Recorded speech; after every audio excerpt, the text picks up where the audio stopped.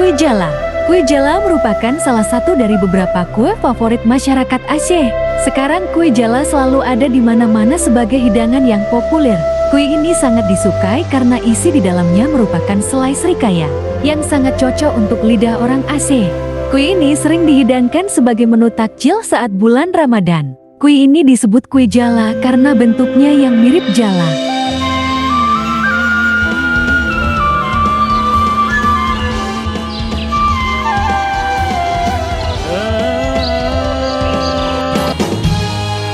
Yang pertama, saring tepung ke dalam baskom hingga halus.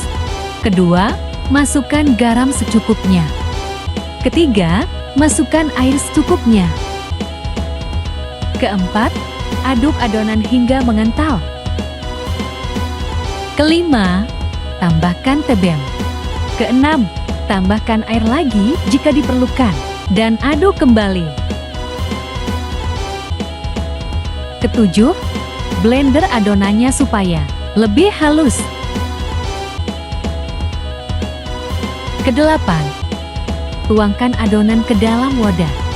Panaskan teflon dan olesi minyak, lalu masukkan adonan ke dalam cetakan dan tuangkan ke teflon dengan diayunkan sehingga adonan membentuk jala. Setelah beberapa saat olesi minyak di atas adonan, angkat ketika sudah matang.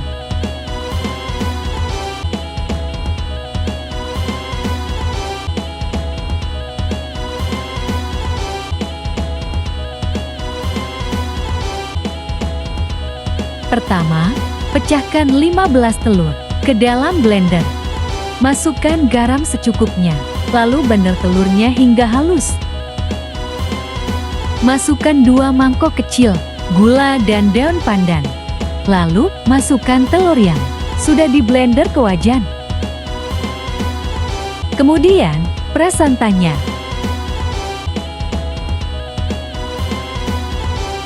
Dan masukkan santannya ke wajan. Kemudian, masak dengan api kecil dan aduk hingga menyusut dan mengumpal. Jika sudah menggumpal, matikan kompor. Ambil adonan dan letakkan selai serikaya yang sudah dimasak di atas adonan, lalu lipat sisi adonan dan gulung adonannya seperti di video hingga adonannya habis.